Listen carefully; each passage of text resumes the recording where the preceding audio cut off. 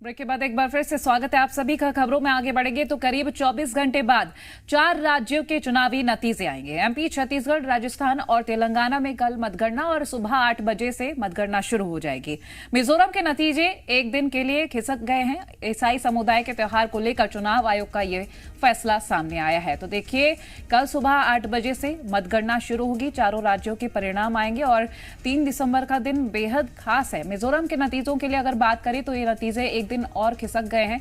अब फिलहाल चारों राज्यों में देखना यह होगा कि क्या कुछ महत्वपूर्ण रहता है। मध्य प्रदेश और छत्तीसगढ़ की स्थिति तो आपको पल पल के अपडेट्स तक हम साझा करते हैं, लेकिन राजस्थान और तेलंगाना की बात करें तो वहां की भी स्थिति कुछ असमंजस में ही नजर आ रही है। बिल्कुल, 4 राज्यों के नतीजे कल आ जाएंगे 3 दिसंबर को और 4 दिसंबर को मिजोरम के नतीजे आएंगे, क्योंकि वहां जो फेस्टिवल है ईसाई समुदाय का, उसी को देखते हुए चुनाव आयोग ने बड़ा फैसला लिया है। लेकिन कल का दिन बहुत महत्वपूर्ण, छत्तीसगढ़, मध्य प्रदेश, तेलंगाना और राजस्थान, चारों ही राज्यों के नतीजे आएंगे और चारों ही राज्यों में बिल्कुल नेक टू नेक फाइट दिख रही है। दोनों ही दल, बीजेपी और कांग्रेस, मजबूत स्थिति में दिख रहे हैं। पासा कहीं भी पलट सकता है। बहुत ही ज्यादा रोमांचक ये नतीजे होने जा रहे हैं, क्योंकि एग्जिट पोल में जो आंकड़े सामने आए हैं वो अगर कहीं पर भी 5 से 10 सीट इधर से उधर होती हैं तो तस्वीरें बिल्कुल बदल सकती हैं। तो उसी तरह से तैयारी भी की गई है। मतगणना के लिए खास तौर पर तैयारी की गई है। चुनाव आयोग की तरफ से प्रेक्षक की नियुक्ति की गई है, जो उन्हीं की निगरानी में पूरी काउंटिंग की जाएगी।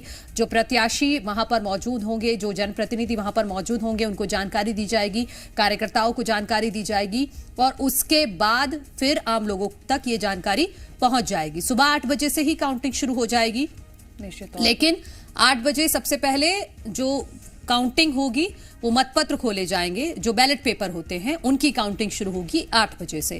फिर 8:30 बजे से ईवीएम खुलेगी। जो ईवीएम में वोट पड़े हैं वो 8:30 बजे से काउंट होंगे निश्चित तौर पर। और चारों राज्यों की अगर हम बात करें, चाहे मध्य प्रदेश, छत्तीसगढ़, राजस्थान, तेलंगाना, अलग अलग राज्यों में अगर हम बात करें तो एग्जिट पोल किस हिसाब से रहा है ये भी एक बार हम आपको बता देते हैं। मध्य प्रदेश में कांटे की टक्कर दिख रही है। कांग्रेस और बीजेपी कह तो रही है, सरकार बनाने का दावा कर रही है, लेकिन यहाँ नेक टू नेक फाइट नजर आ रहा है। वहीं छत्तीसगढ़ में भी कुछ इसी तरह की तस्वीर है।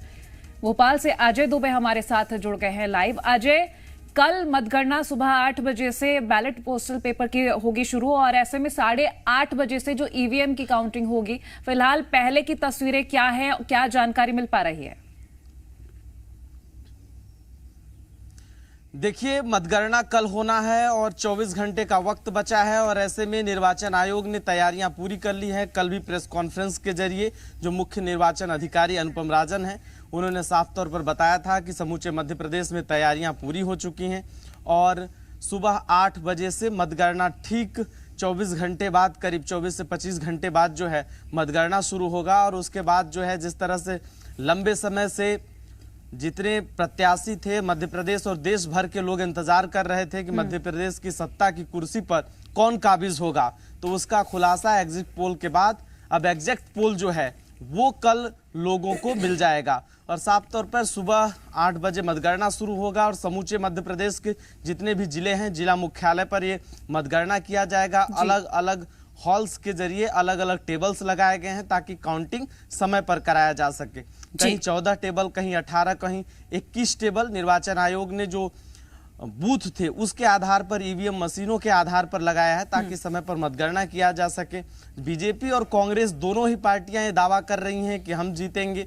अब देखिए, कल जब ईवीएम के मतों की गणना होगी तब जाकर खुलासा हो पाएगा कि आखिर मध्य प्रदेश की सत्ता पर कौन सवार होता है। बिल्कुल अजय, कमल या कमलनाथ, ये कल साफ हो जाएगा। और जी मध्य प्रदेश छत्तीसगढ़ सबसे पहले अपने दर्शकों तक नतीजे पहुंचाएगा आपके जरिए। रायपुर से हमारे साथ राजेश बने हुए हैं। राजेश, यही रात अंतिम, यही रात भारी? निश्चित तौर पे यही रात अंतिम, यही रात भारी। और ये जो तैयारी जो है वो काफी जोर शोर से निर्वाचन आयोग की भी है मतगणना को लेकर के, क्योंकि आज मुख्य निर्वाचन पदाधिकारी जो है पत्रकार वार्ता करेंगे, जिसमें बताएंगे कि आखिरकार किस तरह तमाम जो व्यवस्थाएं हैं वो बनाई गई है और क्या क्या चीजें मतगणना के दौरान जो अभिकर्ता हैं या आरओ हैं वो ले जा सकेंगे। लेकिन जो एग्जिट पोल के जो अभी नतीजे आए हैं, लेकिन एग्जिट पोल के नतीजे में क्या वास्तव में सच्चाई है, इसका फैसला कल तय हो जाएगा कि आखिरकार जनता ने किसे अपने आशीर्वाद दिया है, तो उसका फैसला निश्चित तौर पे कल आ जाएगा। और पूरी तैयारियां जो है वो राजधानी में हो गई है। करीब सभी टेबलों पे, सभी विधानसभा की टेबलों पे 14 टेबल जो है वो लगाए गए हैं। इसके अलावा कवर्धा की हम बात करें तो कवर्धा में 20 के करीब जो है टेबल वो लगाए गए हैं। बैलेट पेपर पहले खोले जाएंगे, उसके बाद ईवीएम मशीनों की जो है वो कहीं ना कहीं काउंटिंग शुरू हो जाएगी। तो इस तरह से पूरी तरह से जो तैयारी है वो तेज है। लेकिन खास बात यह है, जो दावेदार है, जो प्रत्याशी है, उनकी दिल की धड़कनें इस वक्त तेज हो गई है।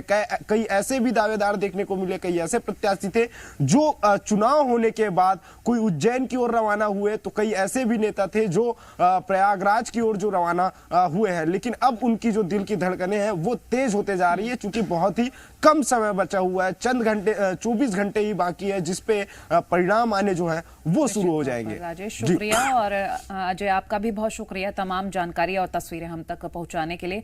तो मनु, देखिए, कर्म तो कर दिया गया है, अब भगवान के भरोसे हो गए हैं, क्योंकि जैसे कि आपने कहा अंतिम वक्त और आज का इंतजार किस तरह से कर पाएंगे, क्योंकि कल सुबह से मतगणना शुरू हो जाएगी और ऐसे में हर प्रत्याशी भगवान की ओर अग्रसर दिख रहा है, ताकि अब भगवान का आशीर्वाद ले लिया जाए, क्योंकि अब कुछ नहीं बचा, सिर्फ भगवान से प्रार्थना ही कर सकते हैं।